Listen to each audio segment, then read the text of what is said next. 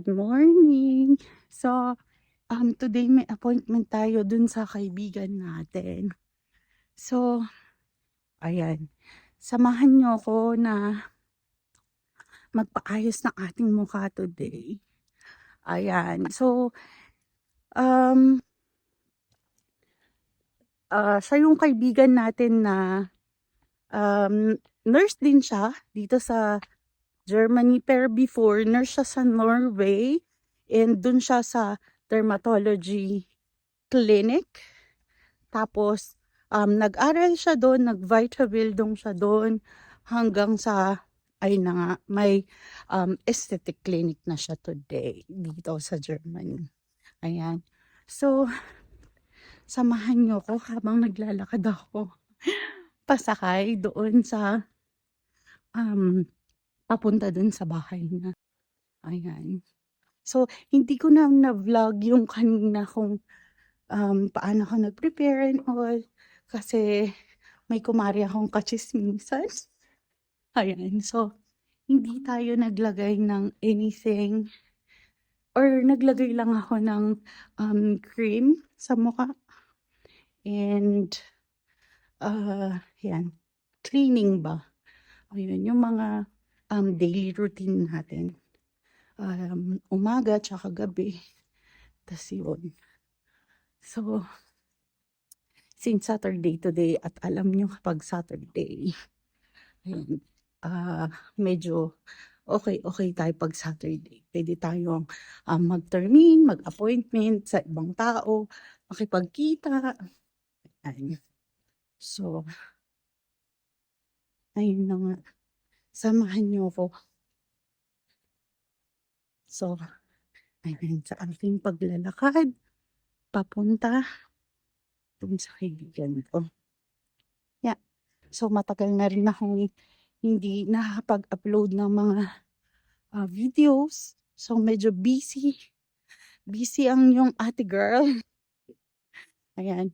Ay, shout out nga pala kay Ate Sheng. Thank you po. Dito sa jacket na pasalubong niya from Ireland.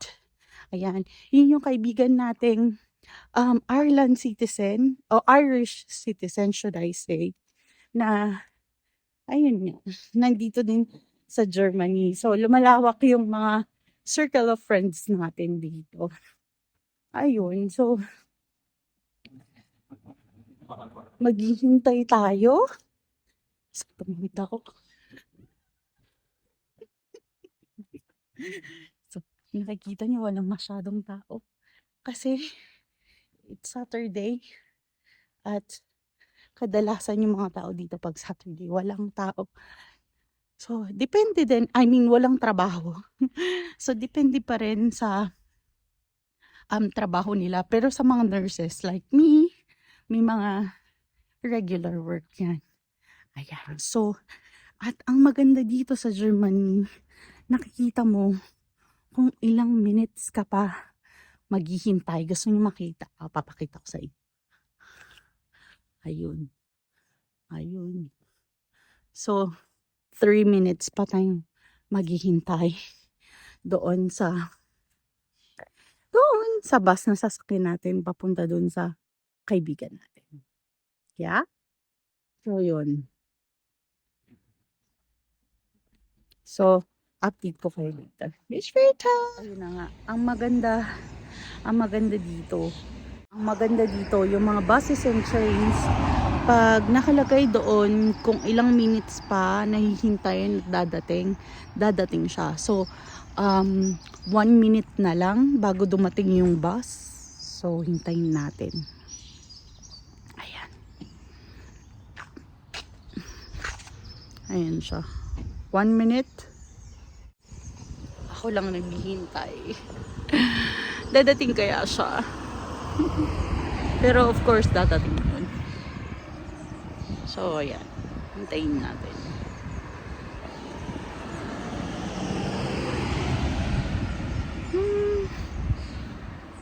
So,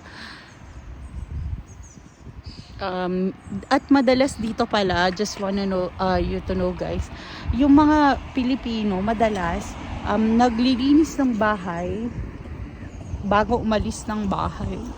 Ayun, so kasi alam mo yun, after stressful work, gusto natin na pagdating sa bahay, yan, magpapahinga na. So, ayan na yung bus at dyan ako sasakay. So, so, ayun na nga, galing tayo dun sa grocery store at may nabili kong something for dun sa kaibigan natin. So, maghihintay ako ng train ngayon. Papunta sa kanya. So, naglakad na tayo. Papunta dun sa train station. So, parang 2 minutes pa papunta sa kanya.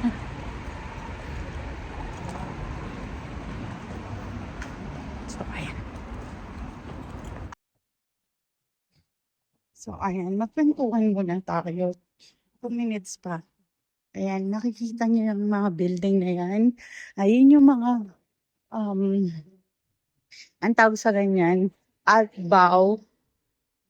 Ibig sabihin, matatandang mga building na yan na mga bahay ngayon. So, ayan. Ito na yung train. Kasi sabi dito, 2 minutes. So, 1 minute na lang.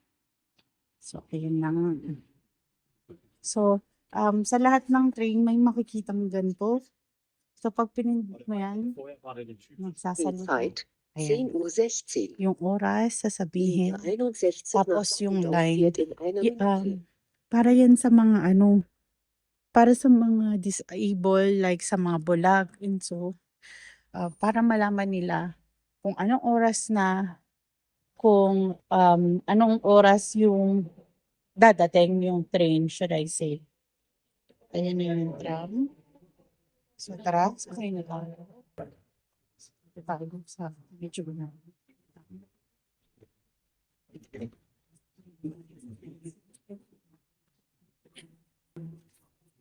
Sorry.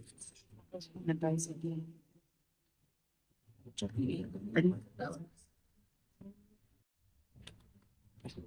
ayan ang itsura ng loob ng train. So, dito yung parang PNR sa Pilipinas. Kasama ang or yung mga cars. Tapos tumadaan lang siya sa yung railway niya nasa street. So, ibig sabihin, ang tawag dito Straßenbahn or yung train sa Straßenbahn.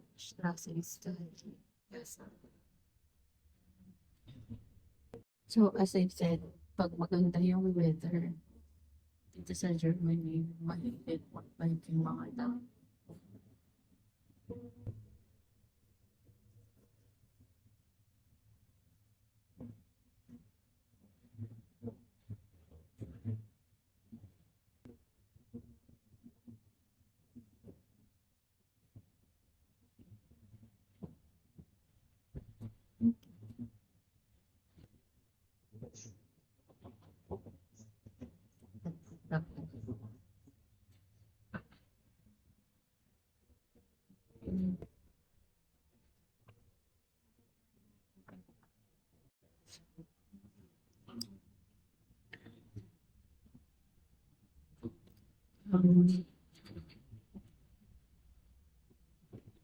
Nächster Halt, Bergstraße.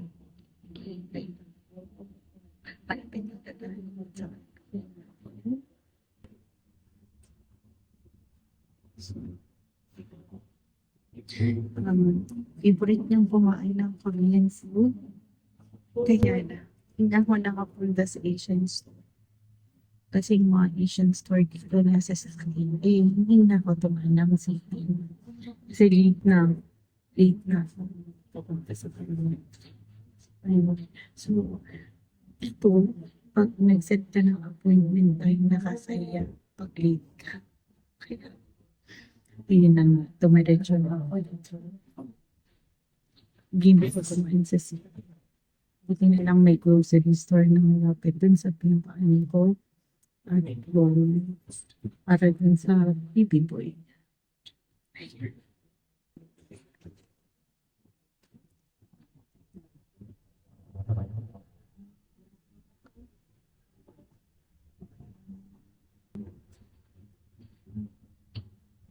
Nächster Halt. Luki Schwarz. Nabababa na tayo.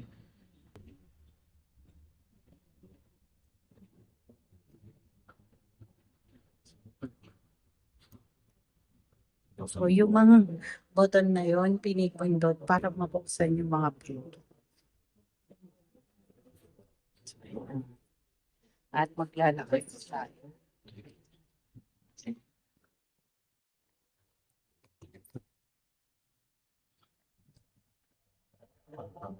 So, ayan. So, dito, bawat stop may mga traffic lights as you can see. At madalas may mga ganyan for the bike lane, yung red line. Tapos, dito, madalas may pinipindot, which is the yellow. Ito. Tapos hihintay na mag-gain yung ampere. Ayan, so pwede na tayong tumawid.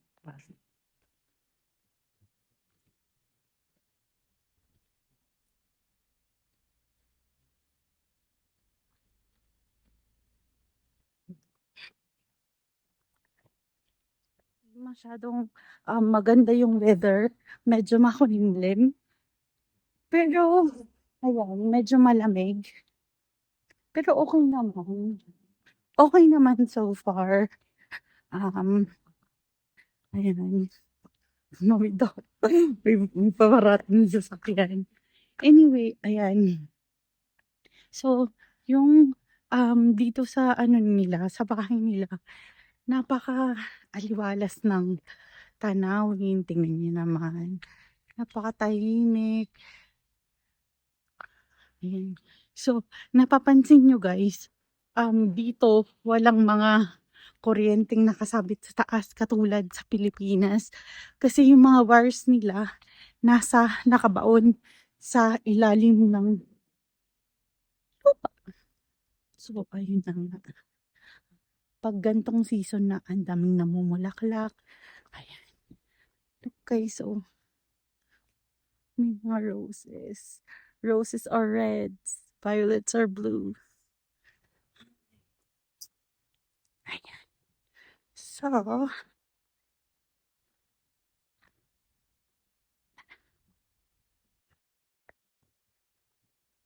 ito na nga. Safety.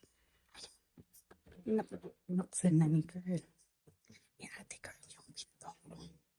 Kasi mag-repeatingin ka sa kanila. Or makapasok sa building na tinitiran na ng kaibigan o mga tao dito.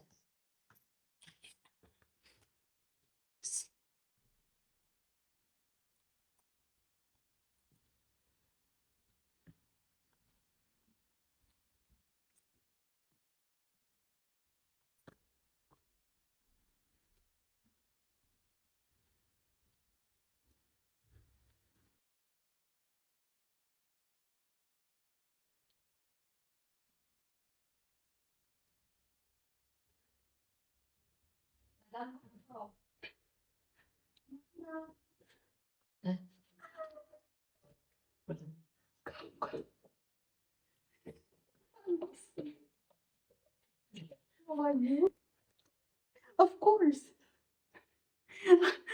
Ay, kamo sa vlog niyo. Kulit ang ganda. Ito yung kaibigan natin. Ayan, wait lang. Mag-chikan muna kami.